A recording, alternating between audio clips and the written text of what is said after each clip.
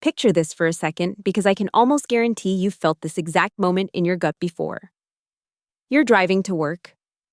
Maybe you're already a few minutes late. You're thinking about your day, your bills, everything you have to get done. And then it happens. That little check engine light turns on. Your stomach drops. Not because you don't know what it means. You do. You know fixing it right now might cost around $300. But then you check your bank account, and you have $42 to your name until Friday. So you make a decision that feels small in the moment. You ignore it. You turn the radio up to drown out the rattling sound. You tell yourself you'll deal with it later. You pray it holds on just a little longer. 2 months go by. Then one morning, the car doesn't just make noise, it dies. On the highway. Now you need a tow truck. That's $200. The original problem you couldn't afford to fix, it's now destroyed your transmission. The repair bill is $2,000. And because you can't get to work, you miss shifts. You lose another $300 in income. That original $300 problem has quietly turned into a $2,500 disaster. And here's the important part. This isn't bad luck. This isn't irresponsibility. This isn't a personal failure. This is math. And before you judge that decision, before you judge yourself, let's slow this down. Because the person in that car isn't stupid. They aren't lazy. They aren't reckless. They have a job. They get up every morning. They show up. They do what they're supposed to do. They understand intellectually that fixing the problem early would be cheaper. They know the responsible choice, but responsibility requires options. In that moment, there wasn't a choice between smart and dumb. There was a choice between paying rent or fixing the car, between groceries or a repair bill. When money is tight, every dollar already has a job. There is no spare $300 sitting around waiting to solve future problems. So the decision to keep driving didn't come from ignorance. It came from necessity.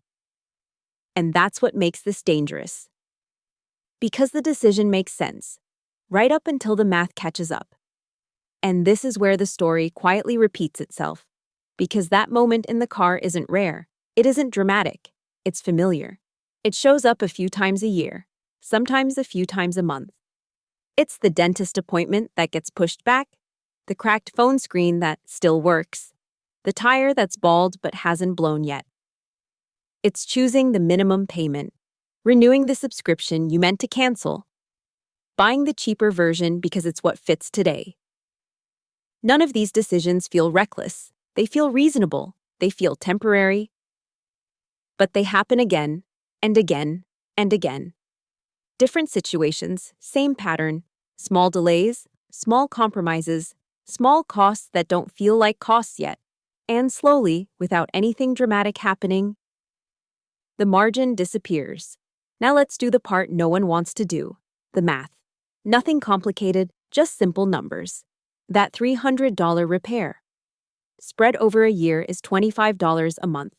$25 a month feels manageable. It barely registers. But skipping it didn't make the cost disappear. It delayed it. The tow truck was $200. The transmission repair was $2,000. Missed wages were $300. That's $2,500 total. Same problem, same car. The money didn't go towards something better. It didn't build anything. It disappeared into emergency fees, breakdowns, and lost time. Not because of bad decisions, but because there was no room for the small one. My name is Rose, and I spend way too much time thinking about how money works, so you don't have to. By the end of this video, you're going to understand why situations like this aren't accidents, and why people who are already struggling end up paying more for the same life. There's a name for this pattern. It's called the poverty premium. And once you see it, you start noticing it everywhere. This isn't random. It's designed. There's a concept in behavioral economics called scarcity. Scarcity means that when something is limited, like money, your brain is forced to focus on the immediate problem right in front of you. Rent, gas, food, getting through today. When Maya ignored the check engine light, it wasn't because she didn't care about the future. It was because the present was already demanding everything she had. And here's the part most people don't realize. Studies show that financial scarcity can reduce effective cognitive capacity by the equivalent of losing a full night of sleep. Not because people are irresponsible, but because the system keeps them operating with no margin. That's how a small warning light turns into a crisis. And this same system doesn't stop with cars. It shows up everywhere. At the grocery store, bulk pricing quietly rewards people who can afford to spend more upfront. Buying 1 week at a time means paying a higher price per unit every single trip. In banking, low balances trigger monthly fees and overdraft penalties, while high balances earn perks and forgiveness. Last year, banks made billions in overdraft fees, almost entirely from accounts with less than $1,000. In housing, renters pay more per month than owners, but can't access ownership without savings they can't build while renting. The cost is hidden in interest, fees, and lost equity. In credit, lower scores mean higher interest rates. The same product costs more simply because the buyer has less. Different industries, same structure. The cost isn't obvious, but it's consistent. So let's bring this out of theory and into your numbers. Imagine it's just $50 a week. Extra fees, higher prices, interest. Convenience costs you don't even see anymore. $50 a week becomes $200 a month. $200 a month becomes $2,400 a year. That's a vacation you never took. That's a credit card you never paid off. That's the emergency fund that never got started. Nothing flashy was bought, nothing irresponsible happened. The money just quietly went somewhere else. Here's the reality check, the time tax. When you're poor, your life has friction. Laundry takes 2 hours at a laundromat instead of 5 minutes at home. Grocery runs take extra time and money if you live in a food desert. Every small errand costs more, not just in cash, but in mental energy. Time is money, and poverty steals both. The rich don't just pay less, they save time to make more money, learn new skills, or invest in their future. The poor are stuck on the hamster wheel, paying both in dollars and in hours they'll never get back. Here's the tough truth. You feel trapped, and it's depressing. Yes, the system is rigged. Yes, the math is unfair. But understanding it is the only way out. Most financial advice tells you to invest in the stock market, chase 8% returns, or save a little here and there. If you're poor, that advice is backwards.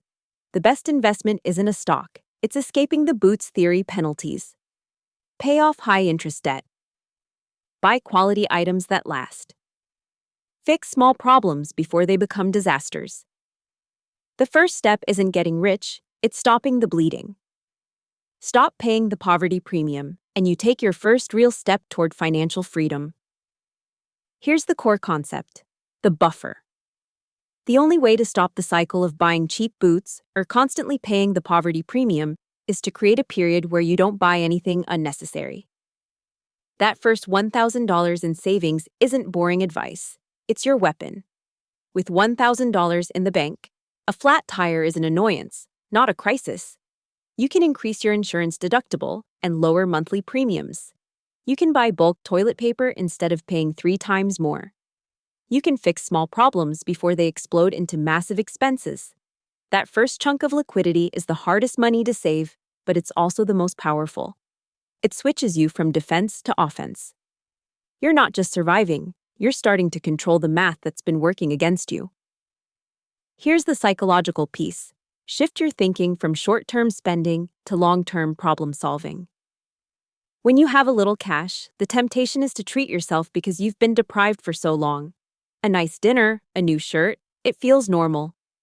But if you redirect that money toward high-quality work boots, reliable tires, or preventative dental care, you're effectively buying your future freedom. You're paying off the poor tax once and for all. It's a mental shift. Stop asking, "Can I afford this monthly payment?" Start asking, "What is the total cost of ownership?" The dealership wants you to focus on the monthly payment. They're hiding the true cost. You need to focus on lifetime value.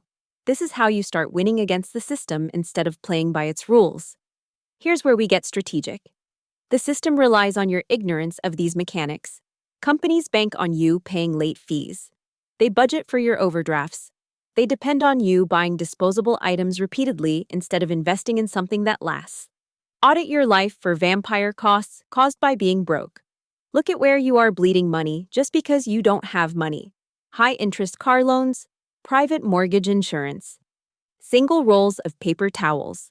Identify the biggest leak, then ruthlessly cut everything else until you have the cash to plug that leak. If you need $500 to fix your car and stop it from burning oil, then earning extra cash, selling old clothes, doing DoorDash for a weekend, isn't just side income. It's a strategic strike against a future expense. Here's the reality check. This journey is unfair. I won't sugarcoat it. It takes 10 times as much effort to go from $0 to $10,000 as it does to go from $10,000 to $100,000. The wind is in your face at the start. But once you understand that being poor is a mathematical penalty, you can stop blaming yourself for being bad with money and start attacking the penalties themselves. You stop playing their game and start playing yours. You say no to bad loans. Eventually, you walk right out of the hole. If this video sparked something in you, if you realized you've been paying the poverty premium without even knowing it, share this with someone who needs to hear it. We don't talk about this stuff enough. Hit that subscribe button because we're going to keep breaking down these obscure financial truths. Thanks for watching, and I'll see you in the next one.